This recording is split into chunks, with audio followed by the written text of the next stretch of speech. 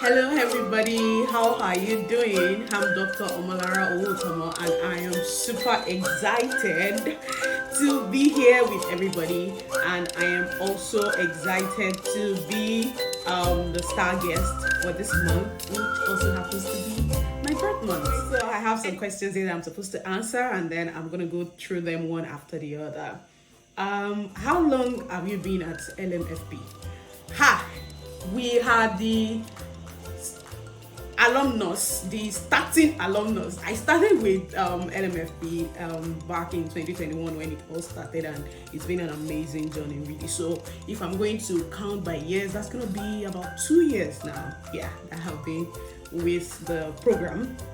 And what made me to get on board, what made me make that decision? Back then, I was still in Nigeria, and we were on the doctor strike. I was working at one of the government hospitals at the time, and salaries were not coming in, and I had an exam that I wanted to write. I desperately wanted to write that exam later in the year, and then I felt we didn't know when this whole thing was going to stop. So I felt, it would be a good goal to set, to just start the contribution, so that by the time I'm ready to book the exam, it will just be a seamless effort for me. So that was basically the reason why I started.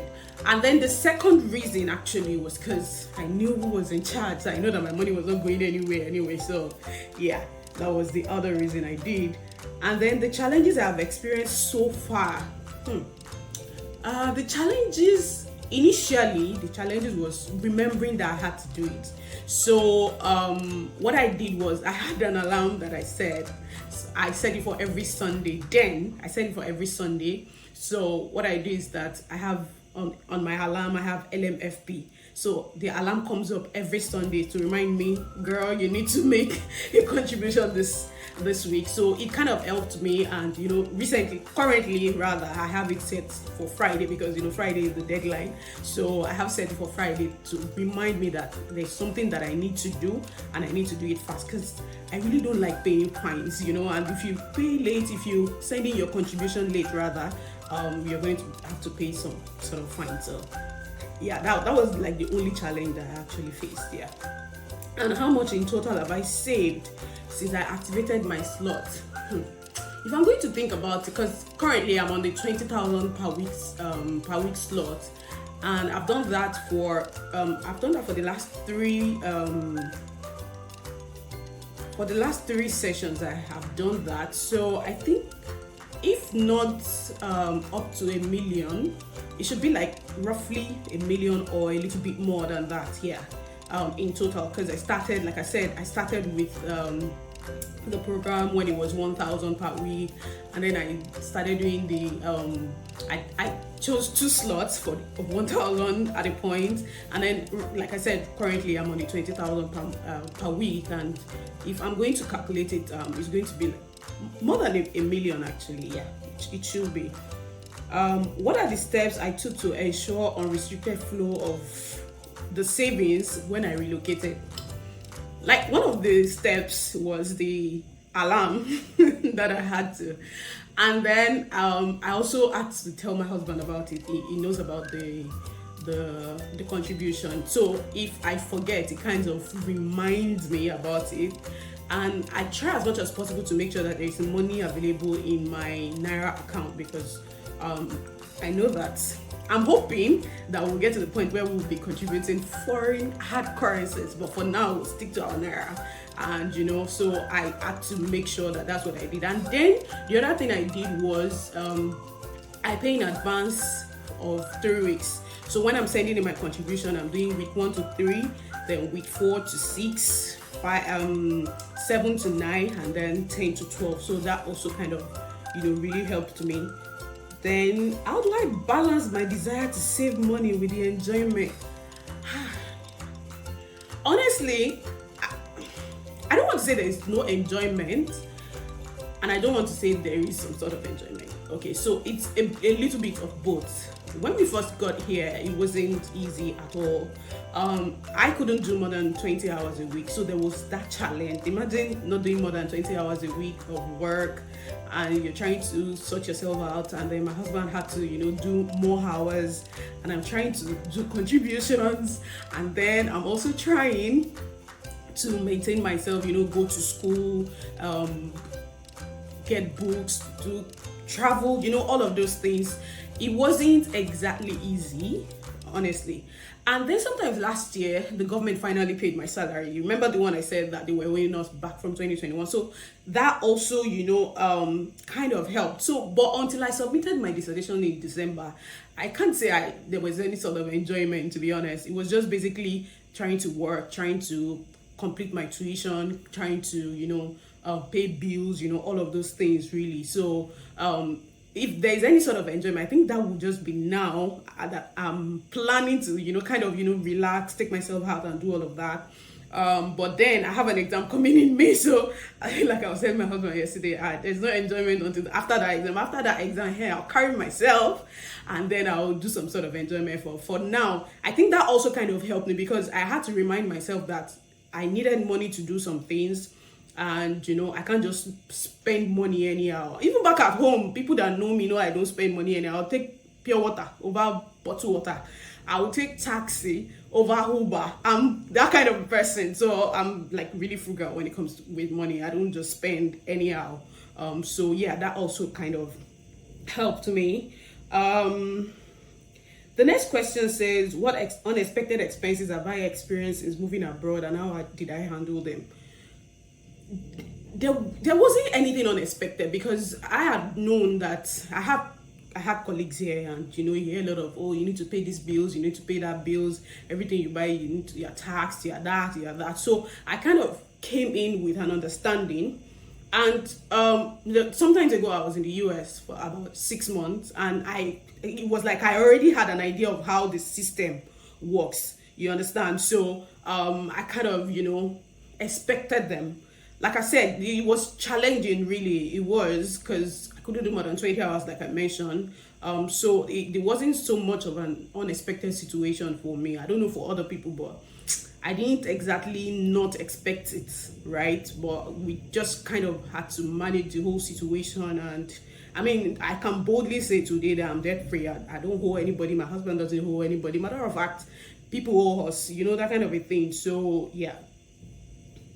Looking back at my experience so far, what have I learned about saving money? A lot. One thing that I have learned on LMFP is that saving is not just something that you do. It's something you need to. It's something you learn, one, and then it's like an hobby. Thank you. There's this thing about when you do something consecutively for 21 days, that it becomes a part of you, and then it becomes an hobby. My brother was like the big saver in our family. My brother was always saving, like always. And I'm like, spend this money, But I think it took me late to, come to that realization that you don't spend all the money, right? There's that part of you that needs to save for the rainy day. Every time that I have saved on LMFP, that money had always meant something. The current cycle, I don't know what I'm going to do with that money yet, honestly, but I know that when my time comes, to take my contribution, it always meets a need. I don't know how it happens. It just always will meet a need. Like, it would just happen, right? So, if there's anything that I learned, is that you need to. It's a culture that you need to learn. It's a culture that you need to imbibe. It's a culture that will help you and your family or your friends or your people of influence, on the long run. Because even if I don't get to use it for anything, when the money comes in, the comfort, the consolation that I have a money somewhere, it's a lot of how do I put it, a comfort, peace of mind, basically, really. And with all these things that we hear happening in Nigeria, you want to withdraw 10,000 naira, and then you pay what you want to withdraw 10,000, but you get 8,000. I mean, it's ridiculous, really. But when you think about all these things and how all these savings is helping, I think it is something that people should really like really imbibe. What advice would you give others who are planning to migrate and still want to save money? Start now. Start now. I think for me it was a little bit late when I started. Remember I said I started with the first cycle, and that was, I think, February. We started February 2021, if I can't remember quite well. I'm not quite sure. And then my husband and I relocated that same 2021.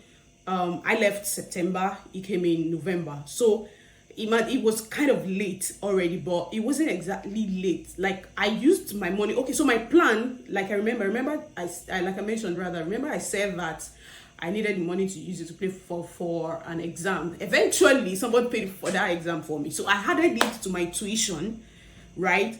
So it wasn't like I didn't use the money eventually for something educational. Eventually, I added it to my tuition, to balance up our tuition and then, to pay for it. So what advice would I give others who are planning to migrate and still want to save money? Start now. Like, now. For me, remember I said I started with the first cycle. You can take pictures. I started with the first cycle, and I think that was February 2021.